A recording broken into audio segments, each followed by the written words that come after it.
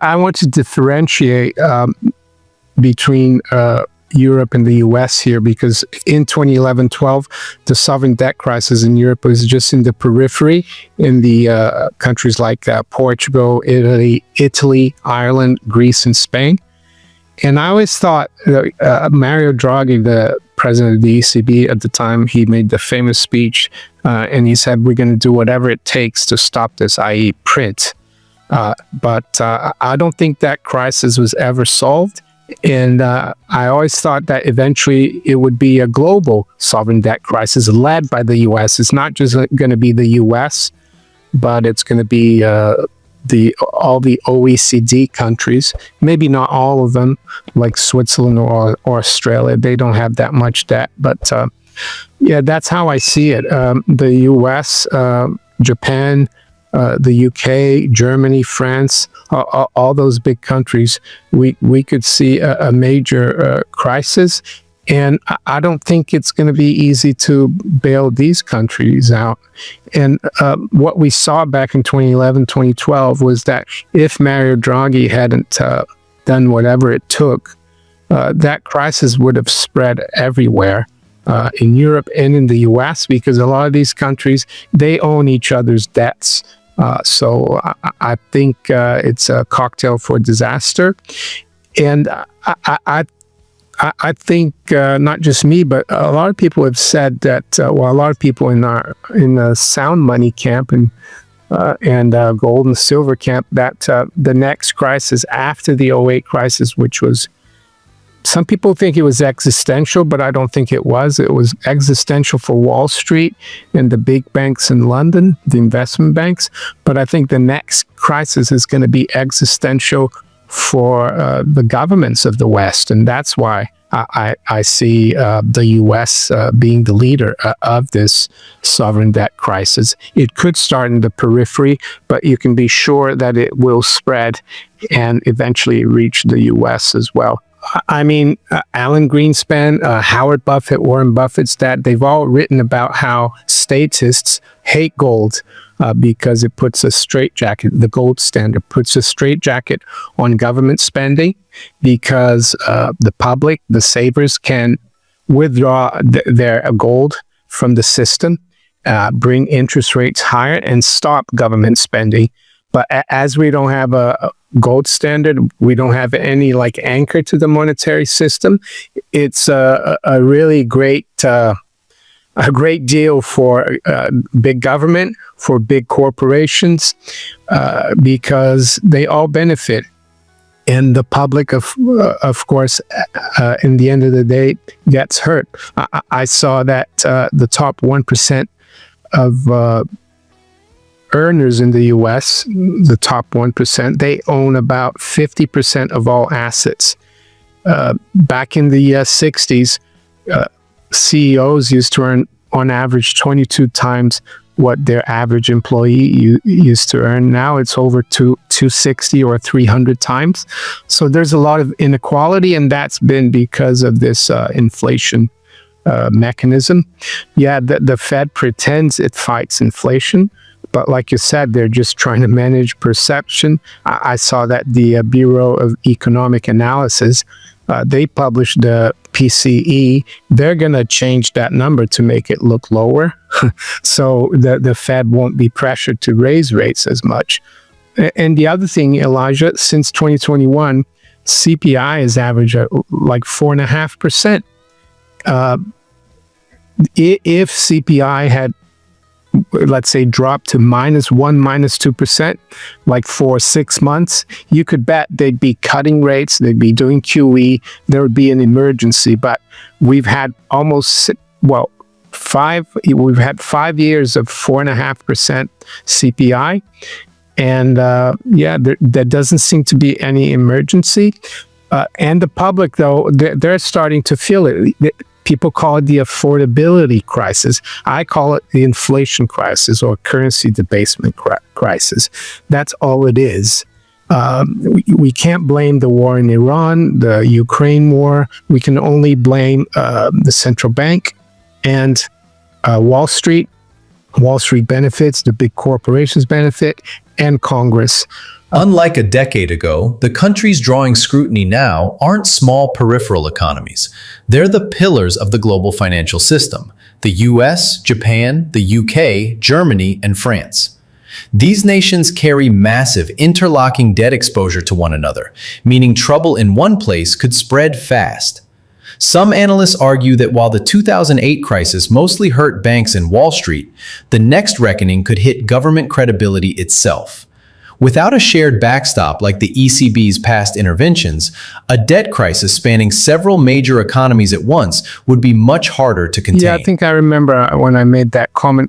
What I really meant is that if you are going to buy gold and silver, that you should be in it now, because pretty soon I think we're going to go it's going to go crazy. Not because it's going to go crazy because people are going to realize we have a debt problem, a bond problem.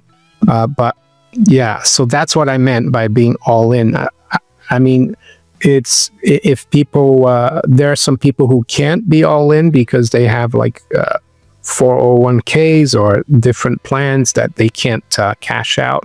But if you are if you are thinking of having increasing your holdings or getting into gold and silver for the first time, you need to do it now, I think, because we're close to a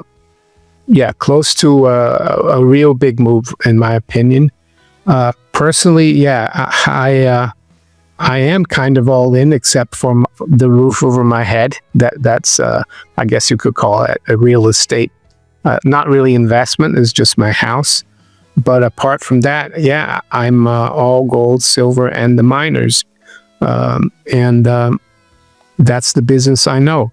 But other people, it could be something else.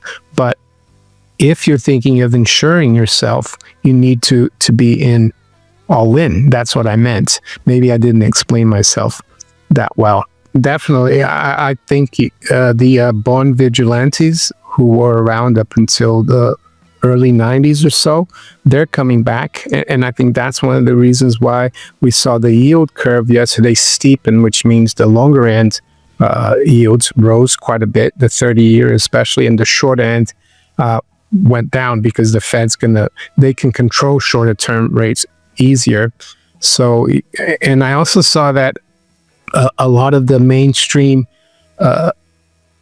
financial professionals, they're concerned with Warsh because he's changing the way the Fed operates, which to me is irrelevant anyway, because all I know is that they're going to keep inflating, but they're saying he's not giving them enough guidance and things like that. So in that sense as well, investors might start losing confidence in the Fed. But yeah, I think a lot of people, especially the people, the bottom 90% who own only 10% of the assets, they're losing confidence in the Fed. And hopefully channels like yours and mine wake the public up about the Federal Reserve, because it's not federal and it has no reserves. It's there just to to bail out Wall Street, to keep the big corporations happy, the military-industrial complex, the big tech, and to allow all the cork through Congress.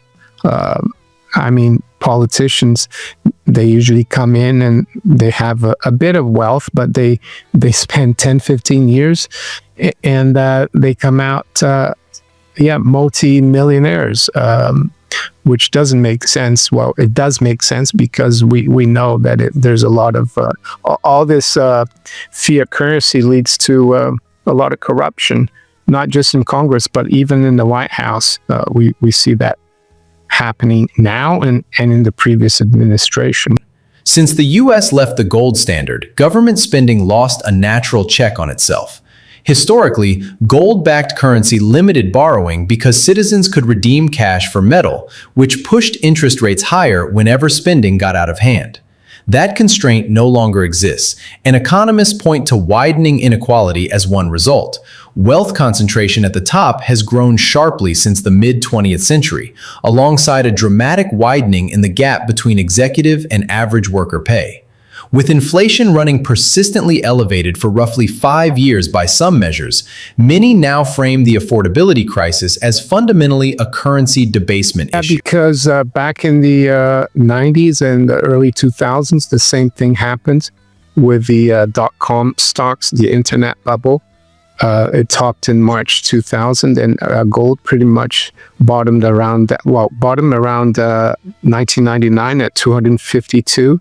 There was another almost a double bottom in 2001, and then just gold went from 250 to like 1900 by 2011, and the miners as well did very well in that decade. And it took the Nasdaq until I think 2016 to equal the high from March 2000. So I think also what's happening in Korea with their stock market, which has been driven by AI-related stocks like Samsung and SK Hynix, is kind of a canary in the coal mine for the U.S. AI stocks. And I saw that GDP today for the second quarter came out lower than expected at 1.5%. It was expected at 2%.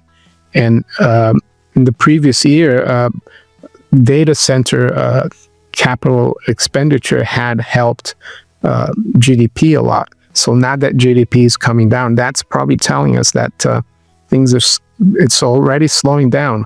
Are we going to see a crash or just a bear market? I don't know. The other thing as well, though, people who have been calling tops in the stock market, they've been proven wrong, because the Fed will make sure most of the time that the liquidity starts flowing again.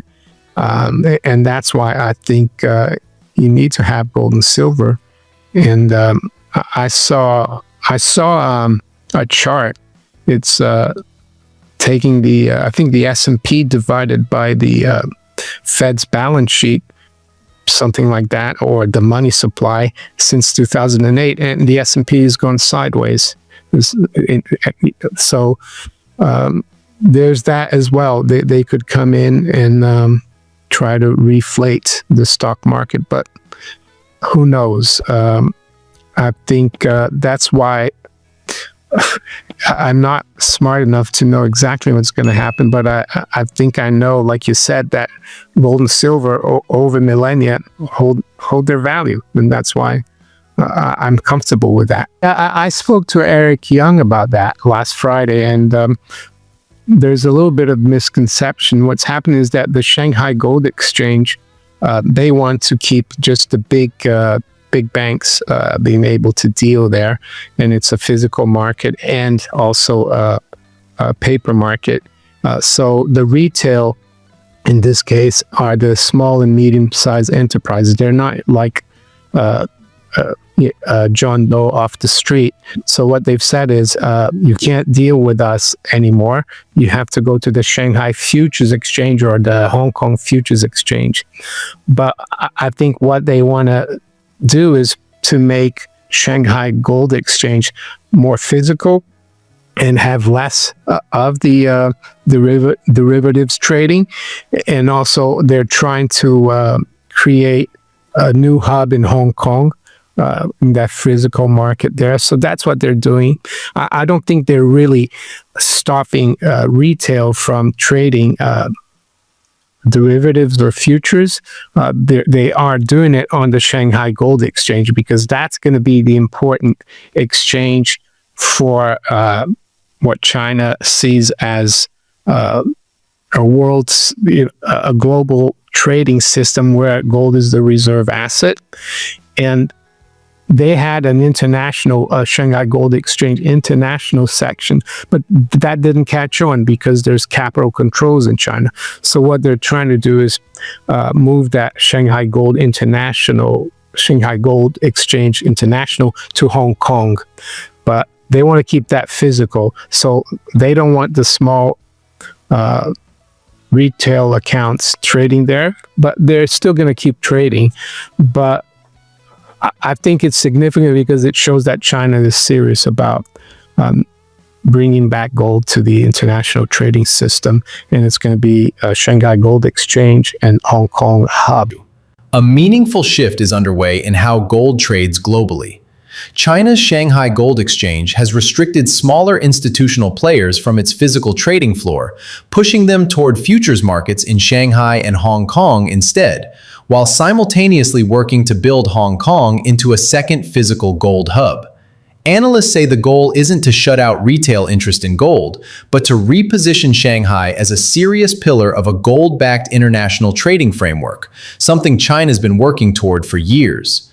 Meanwhile, new cash-settled gold contracts abroad let people speculate without ever taking physical delivery, a structure some see as deliberately designed to keep casual buyers away from the actual metal. They're definitely trying to do the normal gold contract, which the symbol is GC, is 100 troy ounces. So 1 troy ounce is like 100th of that. And yes, they're trying to discourage the real retail, the John Doe in the street to not go and buy physical gold. Unfortunately, yeah, a lot of people are just going to speculate on that. But I think the people who are aware of what gold is and the fragility of our fiat currency system, they're not going to fall into that trap. But yeah, it just goes to show how gold is a threat to the powers that be, that they have to open a contract like that and make it 24/7, and it's not even deliverable. So you could buy this new gold contract, but you can't take delivery. You have to, if you make a profit, you make the profit in fiat dollars. So it's called cash settlement only. And even the normal gold contract, COMEX was never supposed to really be a physical market, even though you can take delivery. And yeah, and I think there are a lot of people taking delivery, big investors that have big pockets right now, taking delivery on COMEX. Though it's not just the oil price that's surging. I've spoken to people who know a lot more than I do, like Peter Carlin and David Jensen. What's happening is that the crack spread, which is basically the price of diesel and jet fuel, is a lot higher than like WTI or even Brent. And the reason for that is that diesel, especially in the US, the refineries have been built to refine sour crude or heavy crude. 50% of that comes from the Gulf. And I think a lot of that used to come from Venezuela, but they've only got 1 million going from Venezuela. So yeah, we can see crude go up and down. It looks like, oh yeah, it's come down now, everything's fine. But I think the problem is with diesel and jet fuel, and I don't think there's much time left. There's not much sour crude left anymore in the strategic petroleum reserve. I think there's only about 35 to 40 days left. And yeah, the ramifications are difficult to picture, because this has never happened before. I guess it could be like a lockdown. Everything stops because in the modern economy, if you don't have, if there's a shortage of diesel and jet fuel, everything, yeah, is disrupted.